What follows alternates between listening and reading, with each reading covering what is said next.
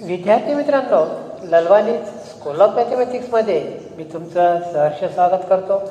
मित्रांनो, वर्ग 10वा आणि जॉमेट्री याच्यातलं चॅप्टर नंबर 7 मेन्झुरेशन आणि याच्यातील प्रॉब्लेम सेट 7मधील क्वेश्चन नंबर 10 आणि आपला सिमिलॅरिटीपासून सुरू झालेला प्रवास आता दी एंडकडे जात आहे. आपला प्रॉब्लेम सेट 7मधलं क्वेश्चन नंबर 10 आपण आज रेकॉर्ड करत आहोत. आणि मित्रांनो, एक आपल्या लक्षात आलेलं आहे की कोणताही अभ्यास आणि विशेष करून मॅथमॅटिक्सचा अभ्यास मार्कासाठी तर करायचाच आहे, पण स्मार्ट रीतीने जर अभ्यास केला, कन्सेप्ट क्लिअर करून घेतलं, प्रत्येक फॉर्म्युल्याचा अर्थ समजून घेतला, तर कोणत्याही टाईपचं उदाहरण येऊ आपल्याला ते अवश्य सोडवता येईल. मी एक सकाळी कोटेशन वाचलं आणि तुमच्यासोबत मला ते शेअर करायला आवडेल. If you want to achieve, काय म्हणता येते, if you want to achieve great success, जर तुम्हाला अतिउंच अतिशय चांगलं यश प्राप्त करायचं असेल तर मेक युअर फाउंडेशन स्ट्रॉंग. आणि मराठीमध्ये म्हणतात ना, पाया मजबूत तर इमारत पक्की. आणि म्हणून पाया मजबूत पाहिजे, कन्सेप्ट क्लिअर पाहिजे. इतका जर आपण लक्षात ठेवलं की समजून घ्यायचं, स्वतःला प्रश्न विचारायचे, कसं आलं, कुठून आलं, आणि आपल्याकडे आता सुविधा आहे.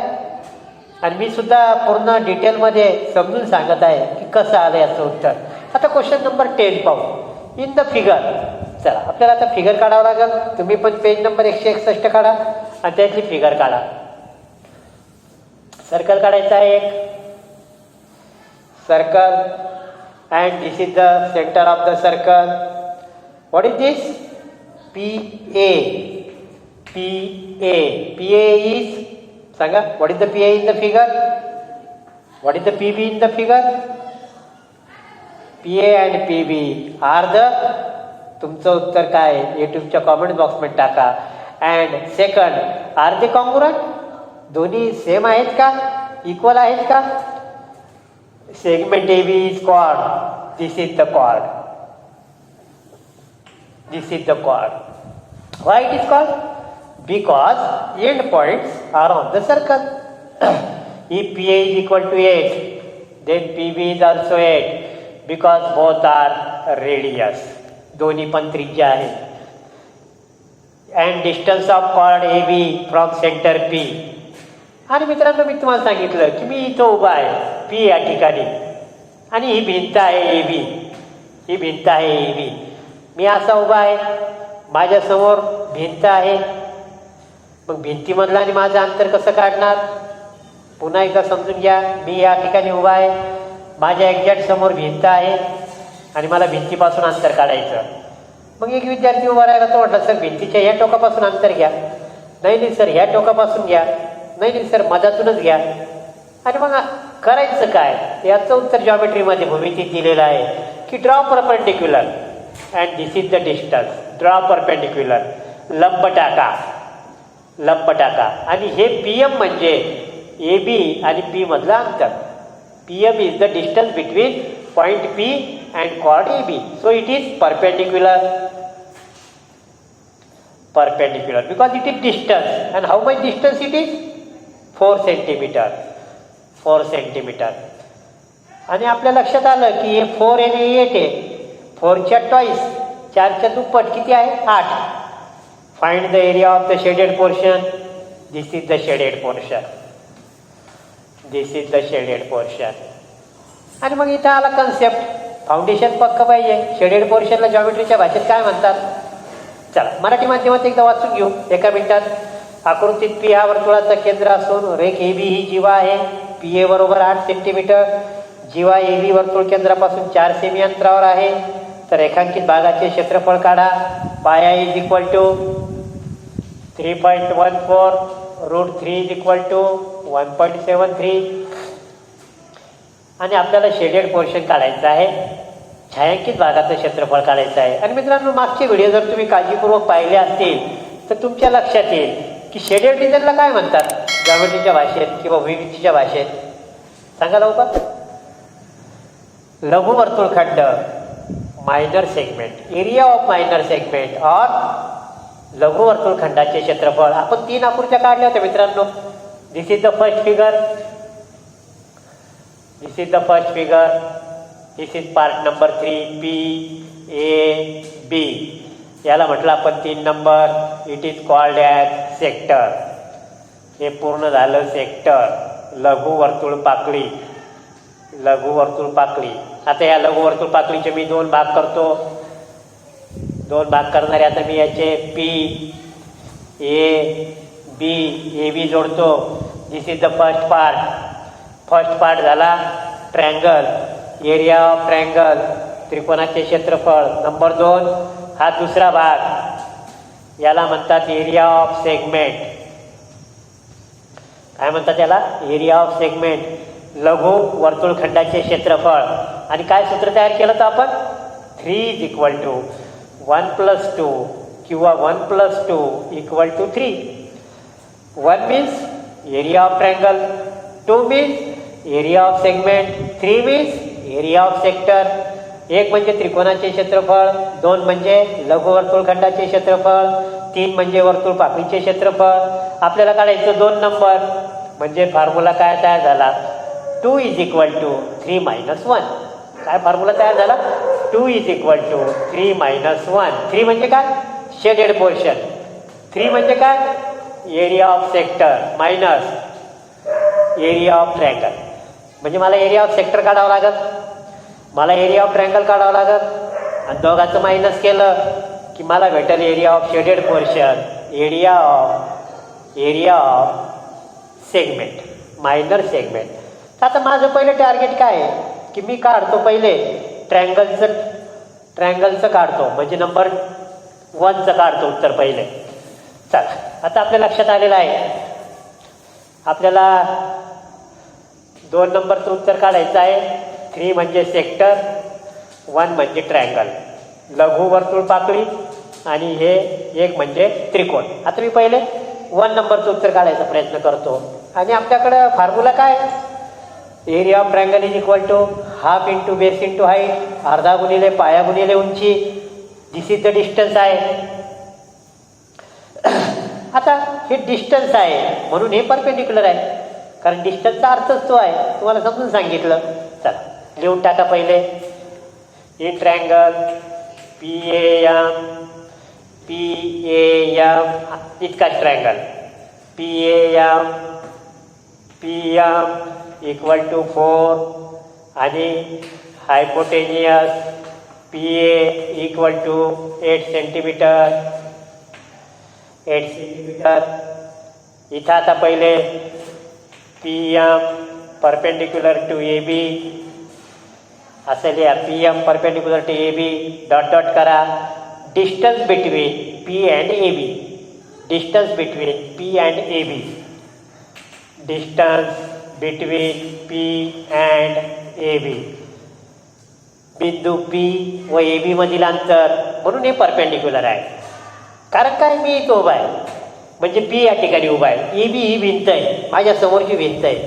मला P आणि EBतलं जर अंतर काढायचं असेल तर मला काय टाकावं लागतो? परपेंडिक्युलर. आणि म्हणून हा परपेंडिक्युलर आहे. चला, distance between P and AB in triangle PM = 4 centimetre.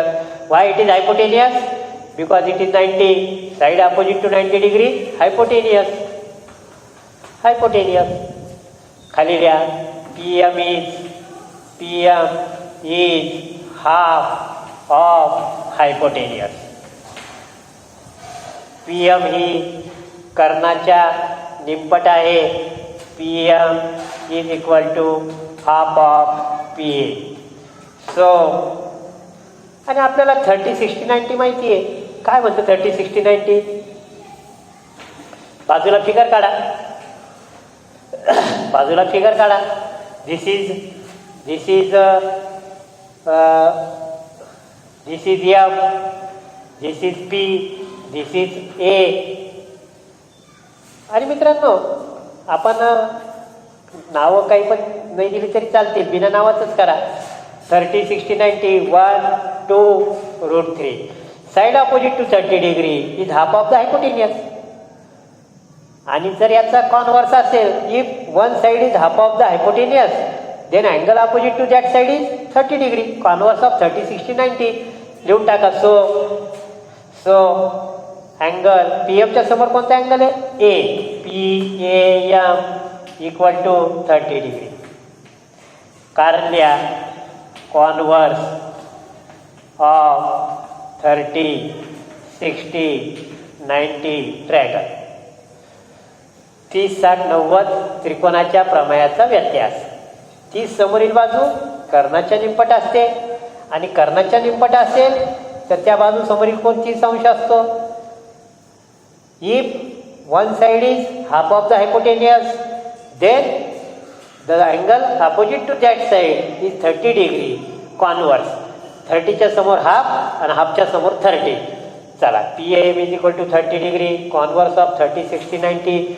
बाजूला ही फिगर काढा म्हणजे आपलं नॉलेज पक्का आहे हे तपासण्याला बी समजेल.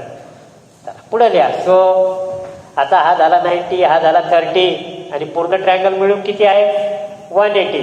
याच्यातून 90 आणि 30 120 गेले, राहिले किती? 60 degree. So angle A P M, measure of angle A P M is equal to 60 degree. कारण लिहा रिमेनिंग अँगल ऑफ ट्रायंगल. त्रिकोणाचा उरलेला कोण. त्रिकोणाच्या 3 कोणाची मापाची बेरीज 180. 90 आणि 30 120 गेले, राहिले किती? 60. करून टाका इथं 60, इथं 30. चला त्रिकोणाचा उरलेला कोण. आणि मित्रांनो आता पुढं सेम टू सेम लिहायचं आपल्याला. Similarly in triangle, similarly in triangle P M B. आता हा 2 नंबरचा ट्रायंगल पहा. हा 8 आहे, हा 4 आहे, म्हणजे हायपोटेनियसचा हा हाफ आहे, म्हणजे याच्या समोर किती झाले?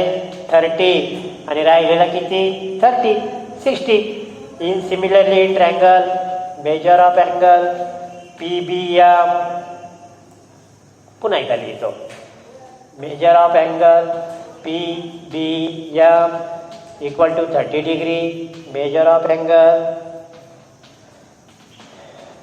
सिमिलरली. पुन्हा पुन्हा लिहायचं काम नाही. सिमिलरली काय लिहिलं समजून सांगतो. हा हायपोटेनियस आहे. Why it is hypotenuse? Side opposite to 90 degree. Why it is 90 degree? Because it is the distance between P and A B given in the problem. So P M is half of the P B. PM is half of the hypotenuse. So angle opposite to PM is 30 degree, converse of 30, 60, 90 आणि remaining angle 60. या प्रकारे मित्रांनो आपण similarly लिहून आपलं काम पूर्ण केलेलं आहे. आता ए पी बी लिहा. So measure of angle A P B आणि हा झाला सेंट्रल अँगल. कारण P is the centre of the angle circle. Centre of circle वर्तुळाचा केंद्रबिंदू आहे पी आणि ए बी हे दोन्ही वर्तुळावर आहे, म्हणजे हा झाला सेंट्रल अँगल. कोणता अँगल झाला? केंद्रीय कोन. Measure of angle A P B is equal to theta is equal to central angle is equal to. आता दोघांच्या हे करा बेरीज. Measure of angle A P M plus measure of angle M P B. हा angle 60, हा angle 60. नाहीतर मग इकडे फिगर काढतो. अशी फिगर काढतो पुन्हा एकदा.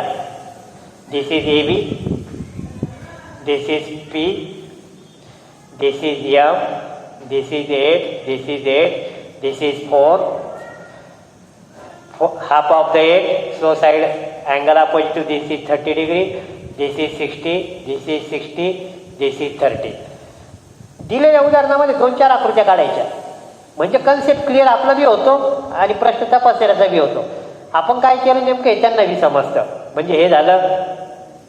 आता हे बी आलं 60, हे झालं 30, 60, 90. आता हे 4 आहे तर 60च्या समोर किती येईल? आपल्याकडे सूत्र आहे. लिहा खाली. आता A P M is equal to 60 plus 60 is equal to 120 degree. याचं मेजर किती आलं? 120 डिग्री. आणि 120 म्हणजे काय? थीटा. आणि आपल्याकडे फॉर्म्युला काय तयार झाला होता? काय फॉर्म्युला तयार झाला पहा आपल्याकडे? आपल्याकडे फॉर्म्युला काय तयार झाला? 2 = 3 - 1. 2 म्हणजे काय? सेगमेंट. 3 म्हणजे काय? सेक्टर. 1 म्हणजे काय? ट्रायंगल. 2 म्हणजे काय? लघुवर्तुळखंड. 3 म्हणजे काय? लघुवर्तुळ पाकळी. आणि 1 म्हणजे काय? ट्रायंगल. आता मी एरिया ऑफ सेक्टर काढून घेतो. लिहा, area of sector = area of sector, त्याचं नाव लिहा PAB. Area of sector PAB = θ/360 πr².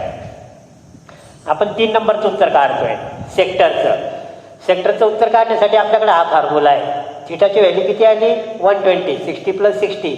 Archi value किती आहे? 8. होऊन जातं आपलं काम. 120/360 इंटू पायरची व्हॅल्यू 3.14 इंटू 8 इंटू 8. चला आता पुढं एरिया ऑफ ट्रायंगल नंतर काढू आपण. पहिले एरिया ऑफ सेक्टर काढून घेऊ आणि आपला फॉर्म्युला लक्षात ठेवा. 2 = 3 - 1. 0 0 गेट्स कॅन्सल. 12. चला तुम्ही पण सिम्प्लिफाय करा, मी पण करतो. आपलं उत्तर मॅच होते का पाहू. 3 1 जा 3, 3 1 जा 3. पॉईंट 1ला भाग जात नाही म्हणून 0चा भाग गेला. 3 चौक 12, 3 सक 18. मित्रांनो भाग व्यवस्थित द्या.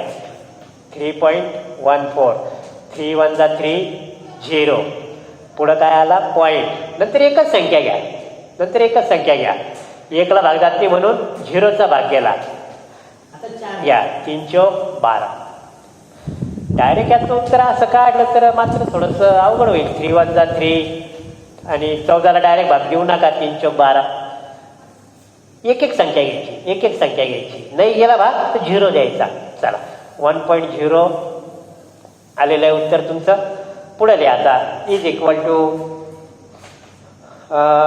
1.046 इंटू 8 इंटू 8. चला मल्टिप्लिकेशन करा. तुमचं आणि माझं उत्तर मॅच होते का पाहू. चला 1046 8 8 64. 6 चौक 24, 4 चौक 16 2 18, 4 1 4, 6 6 36, 6 चौक 24, 6 चौक 24 आणि 3 27, 6 1 6, 4 सक 24 2, 4 चौक 16 2 18, 4 1 4, 6 7 36 3, 6 चौक 24 27 2. चला मित्रांनो तुम्ही पण मल्टिप्लिकेशन. मला आता अशी सवय राहिलेली करायची. 6 6 6 6 36, 6 चौक 24 27 2, 6 1 6. 66.94. 66.94. मित्रांनो इक्वल टू नका करा, अप्रॉक्सिमेट इक्वल टू. आणि आपली विकेट जाते मल्टिप्लिकेशन, गुणाकार भागाकार बेरीज वजाबाकीमध्ये. म्हणून थोडंसं कॉन्सन्ट्रेशन न करा. वेळ लागला तर चालेल. मी थोडंसं डायरेक्ट करायला गेलो तर माझं चुकायला लागलं होतं. चला ओके. याला म्हणा number equation number 1. Area of sector किंवा शॉर्टमध्ये लिहा area of sector PAB.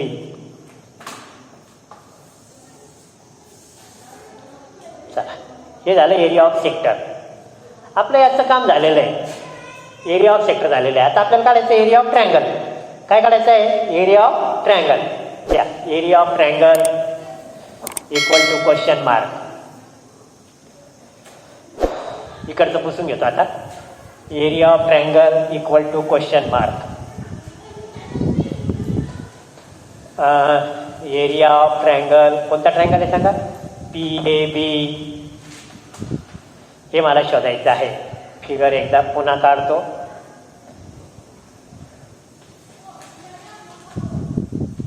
Triangle काढून घेतो. एका बाजूला ट्रायंगल काढून घेतो.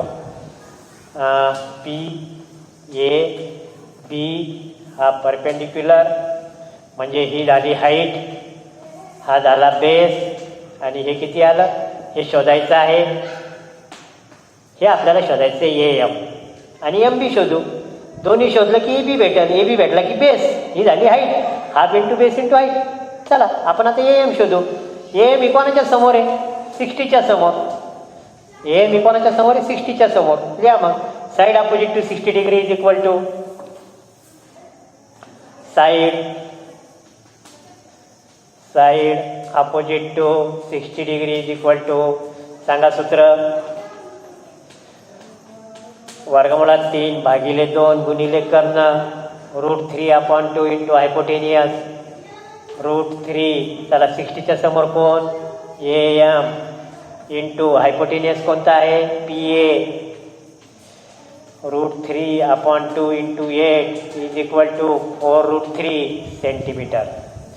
लिहा AM is equal to 4√3 centimeter. Similarly,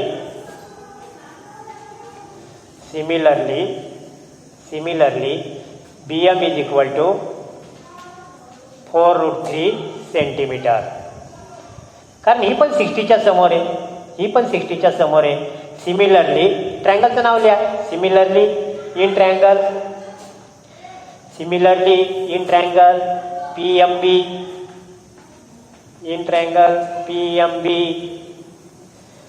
MB is equal to 4√3 centimetre. 4√3 म्हणजे AB बरोबर किती झालं, 4√3 प्लस 4√3. खाली लिहा AB is equal to AM plus MB 4√3 plus 4√3. x अधिक x 2x, 5 अधिक 5 अधिक 5 2 गुणिले 5, 4 अधिक 4 2 गुणिले 4, 4 वर्गमुळात 3 अधिक 4 वर्गमुळात 3, 4 square root of 3 plus 4 square root of 3 2 into 4 square root of 3 म्हणजे किती आला answer, 8 square root of 3 centimetre. AB किती आला, 8 square root of 3 centimetre.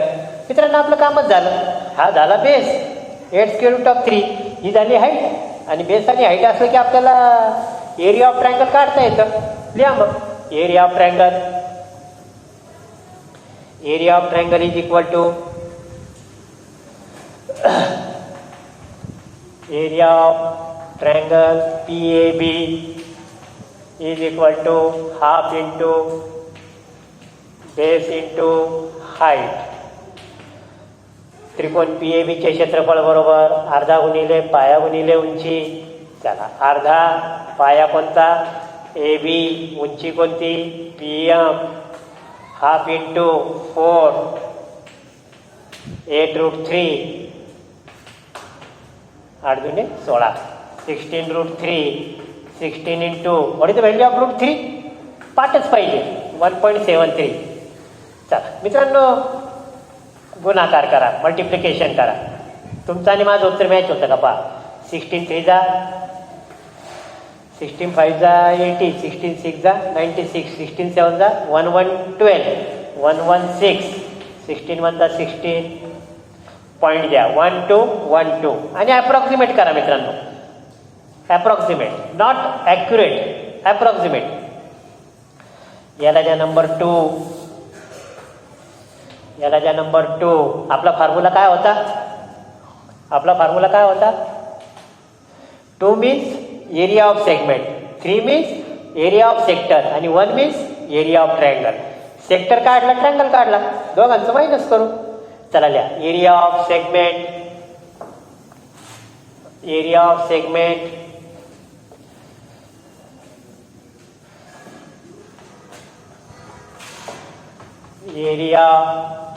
Of segment AB is equal to area of shaded portion.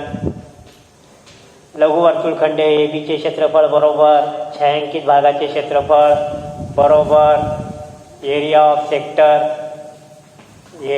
Sector minus area of triangle.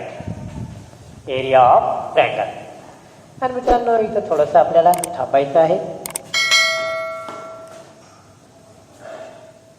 सांगा area of sector मागच्या स्टेपवर जा.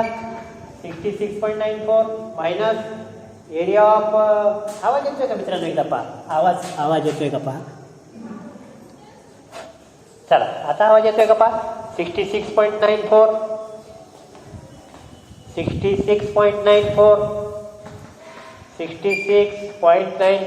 Minus 27.68 आणि मित्रांनो बेरीज वजाबाकी गुणाकार भागाकार इथं चुका व्हायची प्रॉबॅबिलिटी जास्त आहे, म्हणून शांततेने करा. वेळ लागला तर चालेल.